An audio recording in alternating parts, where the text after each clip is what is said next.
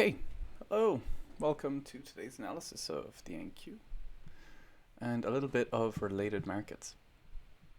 So, it is Thursday, the 30th of January. That monthly close is coming ever so close, and let's take a look at what they've done. So yesterday, we came up and tapped into this little liquidity pool here. The ES had filled this gap, as you can see here. Right?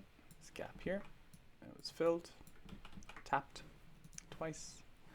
And then we had FOMC coming in. So they pulled it back and ate a lot of this liquidity up.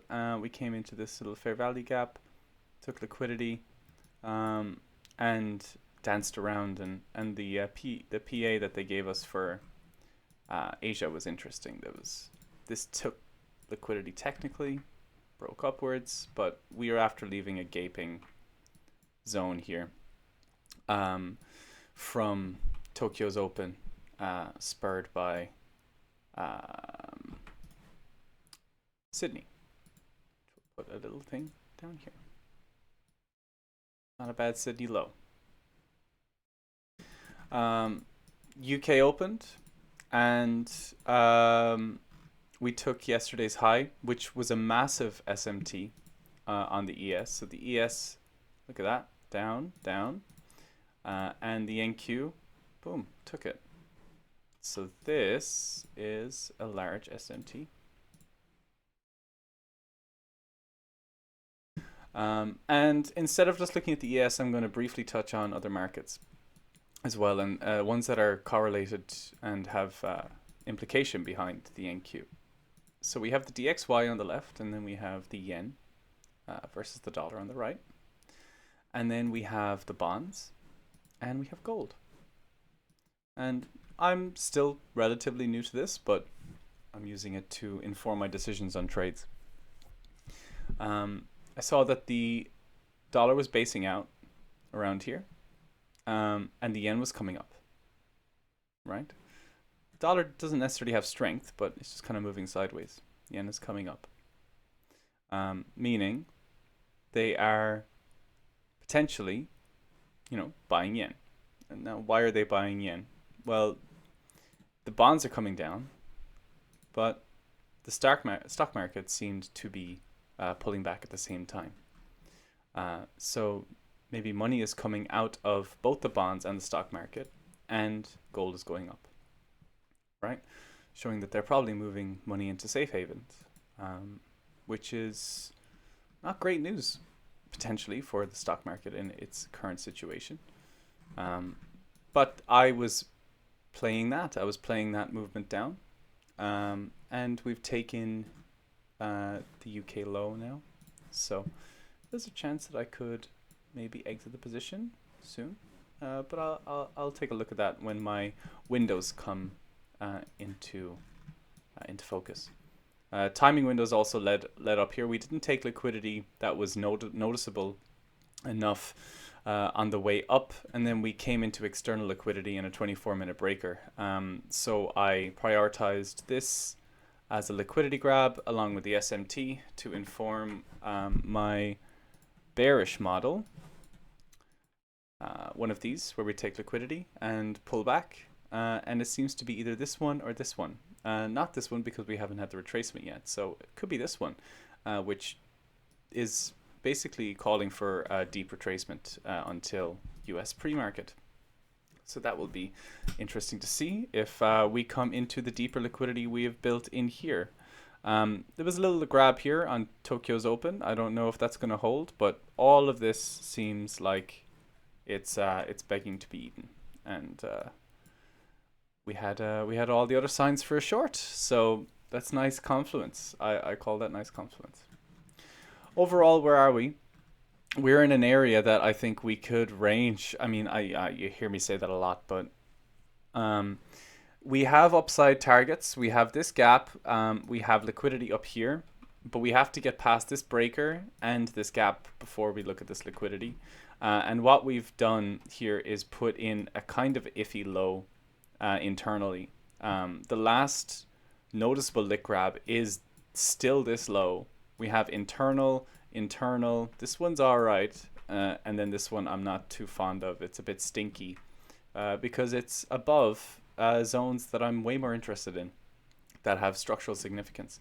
So coming back into this consolidation deep would be nice. And depending on what happens, we could also come even into this and get a massive swing fail.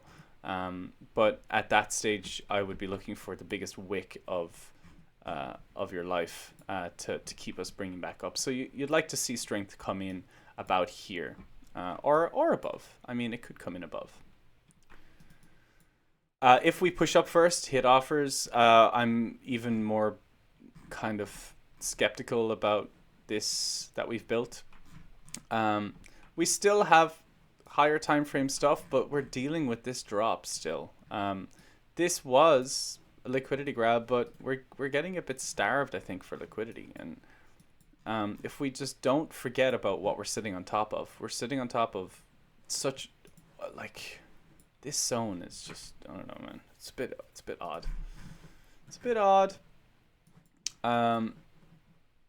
Yeah, I still am iffy about treating this as the prevailing pull just because of what we're doing in here. Like, it doesn't spark great feelings of strength to me. Did we put a div in there? No. So I'm still a bit, I want a bit more time to pass. I want to see how price interacts with the structure it's made over time before I start putting focus on this one over this one, you know? Especially with the way the ES is moving in relation to the NQ. I don't know, man. It's not making me feel very confident in more upside immediately. But yeah. That's kind of it. We have a lot of liquidity to swipe below. It seems like it might be easier for the price to come back in here and base out.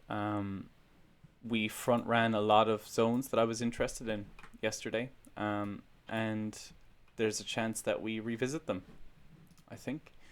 ES, yep, nothing new there. This breaker, 30-minute breaker, could do something because we mitigated this gap on the ES. I feel like we could pull back. And everything else, we're just going to have to see exactly how all of these relationships play out. The fact that gold is really pushing, the fact that, you know, the yen and the dollar don't seem to be necessarily struggling against each other, that the yen had a push up and that bonds are still moving down. It seems like maybe money's moving to safe haven, I guess. So yeah, we'll have to see where support really comes in on the stock market for now. Money flow, not looking good at all the way up to like the 30-minute. We got like stacked divs here. So yeah, I'm feeling like a retracement might be around the corner. But yeah, that's it. I know these charts are a small bit messy, but I'll post them to the server, and if you need help or navigating them, give me a message, or you can watch the video again. We've passed ADV ops below us as well, and points of control and everything, so we have reasons to come down. Yeah, I like coming back into here. I like it. I think it would be nice.